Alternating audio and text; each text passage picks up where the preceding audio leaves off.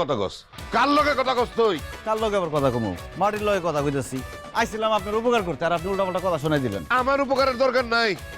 গত নির্বাচনে বাড়ি বাড়ি গিয়া যে আমার নামে বদনাম করছস সেটা আমি খুব ভালো করেই জানি। আমি আপনার নামে কোনো বদনাম করি নাই। আমি আমার নিজের আব্বার নামে নির্বাচনী প্রচারণা চালাইছি। এখন আমার আব্বা ভোটে দাঁড়াইছে, আপনি ভোটে দাঁড়াইছেন। আমি যদি নিজের আব্বারে বাদ দিয়ে শ্বশুর আব্বার নির্বাচনী প্রচারণা চালাই, তাহলে মানুষজন আমার কি করবে? এই কি করি তুই? শ্বশুর আব্বা মানে কি? তুই কারে শ্বশুর আব্বা কইলি? সরি, মুখ ফুসকে বাইরে হয়ে গেছে আব্বা। আবার কয় আব্বা? হাজিল জানি কোন আনকার। এই তুই বাইর হ।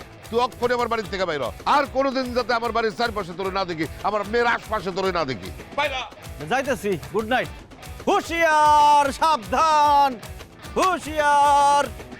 হাজিল কিরে? আব্বা কার লগে কথা কইতাছিস? আরে কইস না, চোর শাশুড়ে বইরা গেছে, এখান দিয়ে ঘুরঘুর করতেছে সব। তুই এত রাত্রে বাইরে এসেছিস কেন? কথা শুনেন।